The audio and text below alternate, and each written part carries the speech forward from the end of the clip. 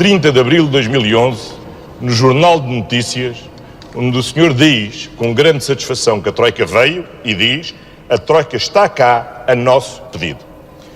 Quem participou nas negociações da Troika em sua representação, que foi o Dr. Eduardo Catroga, fez na altura declarações dizendo o seguinte: portanto, nós temos agora uma oportunidade única. Penso que o PSD, através da equipa que eu esfiei, deu um grande contributo para este processo. Portugal vai ter aqui uma oportunidade de fazer as reformas que se impõem para dar esperança aos portugueses, gabando-se de ter sido o PSD o partido que quis efetivamente a Troika e que mais influenciou o programa da Troika. Dr. Passos Coelho, mas é que o problema é mais grave. É que gostou tanto da Troika que quis ir além da Troika.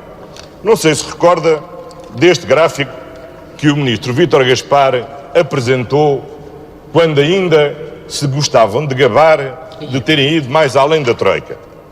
Para os portugueses perceberem em casa, esta linha preta... O António Costa, o André Ventura inspirou-se no António Costa, que as folhas, não é? Isto é lindo. Era a linha do que era a austeridade exigida pela Troika. A barra azul era a barra que o governo se gabava de ter ido além da Troika.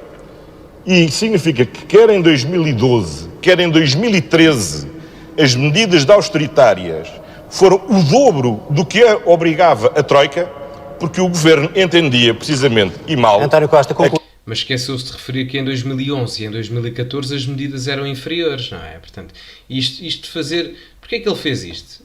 Convém explicar porque é que isto aconteceu, meu querido. Porquê é que isto aconteceu? Porque como nós vemos em 2011 e em 2014, é substancialmente inferior. Porquê? Porque assim a recuperação económica seria mais rápida. Era um choque mais acérrimo, mas a verdade é que em vez de termos uma recuperação económica em K, como tivemos, poderíamos ter uma recuperação económica em V. O que é que isto quer dizer? Poderíamos ter um crash muito mais abrupto, mas ao mesmo tempo conseguiríamos subir na mesma medida em que descemos, ou na forma de um V. Agora, na recuperação económica em K, o que vocês têm é uma descida, vejam o K, a letra K, para vocês isto deve estar a aparecer ao contrário, mas imaginem na vossa cabeça, o K faz assim, mas depois para subir faz um bocadinho mais para a frente, não é tão íngreme como o V. Portanto, foi por essa a razão, não é? Portanto, eu gostava que as pessoas tivessem um bocadinho mais de consciência relativamente a isto, porque se criam estes chavões. Atenção, eu também não concordo com os cortes nas pensões, não é por aí que discordo aqui do Costa neste aspecto. Agora, é preciso explicar o porquê. O Passos Coelho não quis ir além da Troika em determinados aspectos do ponto de vista de indicadores económicos, não foi porque lhe apeteceu ou porque é um gajo muito mau e não gosta das pessoas. Há uma justificação por detrás disso. Se resultaria ou não, eu acho que no caso das pensões não resultaria, mas é a minha opinião pessoal, mas em outros âmbitos poderia resultar, muito honestamente. Mas eu gostava que o António Costa tivesse pelo menos a honestidade intelectual de perceber isso. Já agora, malta, caminhamos para os 400 likes. Se não se importarem, um gajo fica agradecidíssimo pelos vossos likes. Estamos lá quase. Um abraço. A barra azul era a barra que o governo se gabava de ter ido além da Troika. E significa que quer em 2012, quer em 2013, as medidas de austeritárias foram o dobro do que obrigava a Troika, porque o governo entendia precisamente e mal António Costa, concluir. aquilo que o Dr. Passos Coelho agora diz, que é dizendo que essa visão virtuosa sobre a austeridade. Pedro Passos Coelho. Tem que concluir, António Costa. Na Costa. altura que o Dr. Passos Coelho achava que os portugueses eram piegas e que devíamos todos pagar o castigo. E são? Eu não lembro do contexto do piegas, mas são um bocado. O português é um povo um bocado queixoso, queixam-se demais para o que fazem, muito honestamente. Já ultrapassámos em muito tempo. Não se esqueça do que disse. Eu sei que o senhor é muito esquecido. Se um dia me confrontarem com isso, eu vou dizer. E depois podem-me perguntar, então, mas assim, imagino que alguém que chamou piegas vai votar em você. É bom sinal? Todos nós poderemos ultrapassar adversidades na vida. Se um piegas deixou de ser piegas, e efetivamente é a melhor coisa que lhe podia ter acontecido. Graças a quem? A mim. Mas está aqui, e este documento, olha, só para que não vamos voltar outra vez, António Costa. O Governo de Portugal é um documento do seu governo quando se gabava.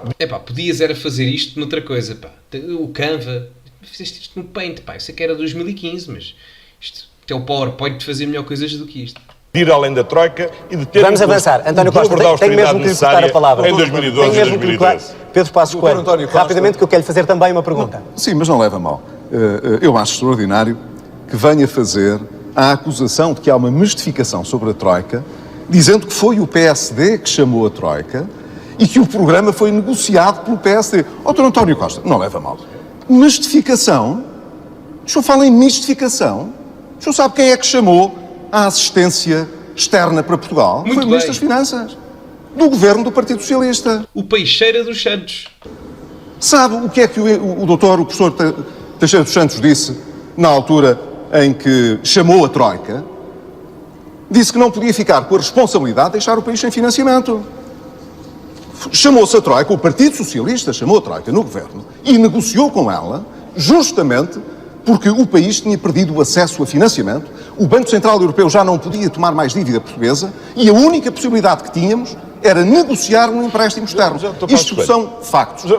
Segundo aspecto, se me permite, até porque temos de equilibrar aqui um bocadinho o nosso tempo. Em segundo lugar, é verdade que o PSD teve uma reunião com a Troika. Uma reunião. Em que durante uma hora disse o que pensava.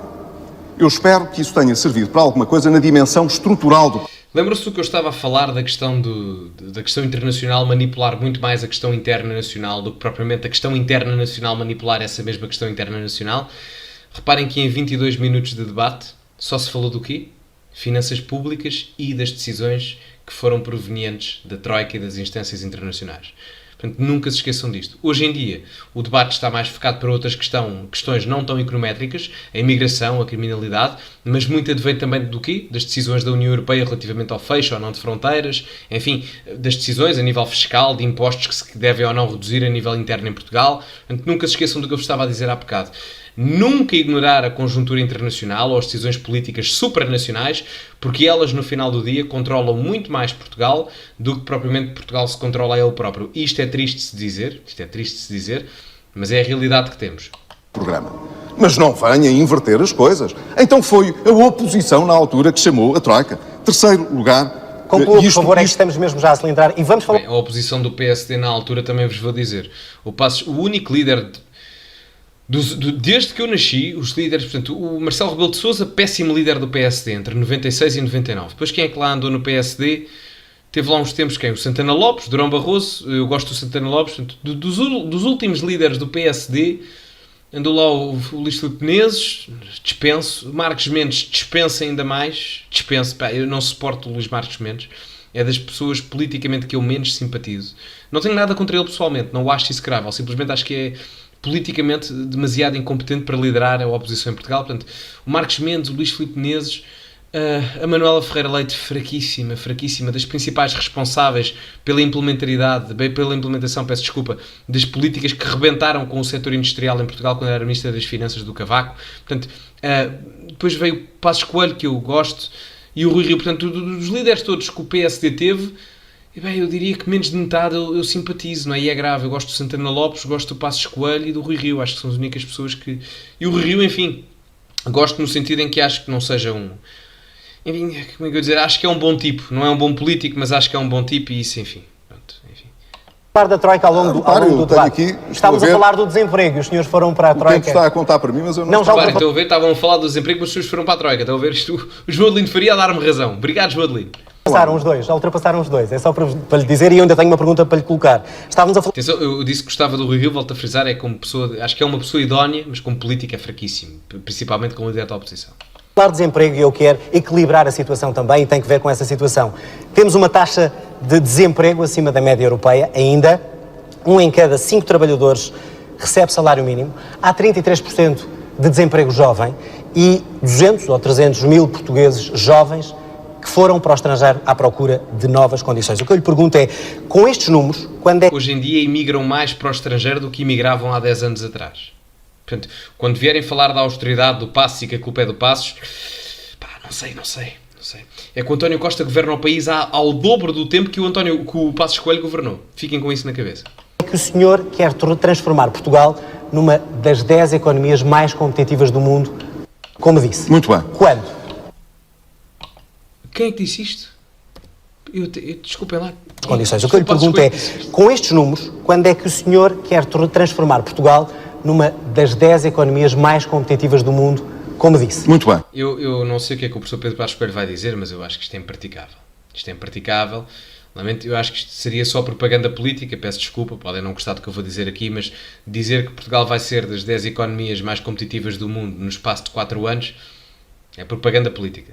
Não faz sentido absolutamente nenhum, peço desculpa, mas não faz sentido absolutamente nenhum. Primeiro, um país completamente falido, a primeira coisa que tem que fazer é reestruturar as suas finanças públicas, porque na altura ainda tínhamos 130% de dívida ou 120% de dívida. Ninguém, especialmente com a quantidade de dependência externa, atenção, portanto, não pertencia a nós, como é o caso do Japão, com uma dívida pertencente aos contribuintes japoneses. Portanto, essa questão tinha que ser resolvida primeiro.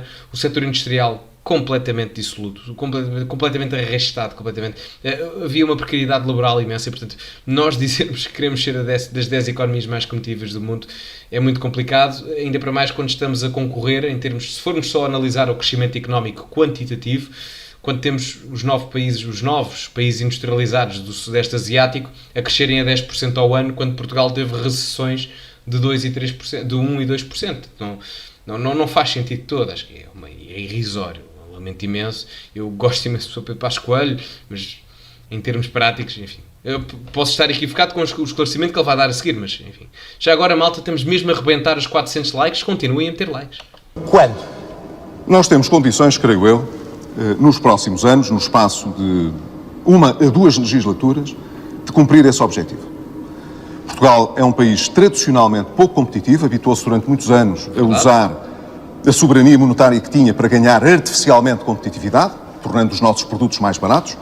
E repare que agora, apesar de não termos essa soberania monetária e, portanto, não podermos fazer essa batota, as nossas... Verdade. Isto estava jeito. exportações batem... Em alturas de crise, atenção, em alturas de crise. Recordes sobre recordes, como foi exatamente noticiado hoje pelo Banco de Portugal. Quer dizer, nunca tivemos um setor exportador, quer na área dos serviços, quer na área dos bens, tão pujante como hoje o país tem. O que significa, portanto, que muito daquilo que nós fizemos nestes anos, que não foi só política de austeridade, Dr. António Costa, foi também reforma estrutural importante e aí sim, aí tivemos a ambição e fomos. Mas estou-lhe a falar deste aí cenário. criámos condições. De jovens que vão embora, de desemprego jovem a 33%. Era uma resposta para isso, porque é que isso acontece aí criámos e como é que se desenvolve. Aí criámos condições para que a nossa economia ganhasse um maior dinamismo e fosse mais competitiva, como os números comprovam. E por essa razão é que no primeiro trimestre de 2013 o desemprego quase que atingiu 18%, estava em 17,5%, sabemos-lo agora, e agora está em cerca de 12%. Quer dizer, o desemprego tem vindo a diminuir e, ao mesmo tempo, o emprego tem vindo a ser criado. Quero dizer-lhe que nós conseguimos, durante estes últimos 2 anos, justamente neste período, criar cerca de 200 mil empregos na economia. Não foi o Estado que criou.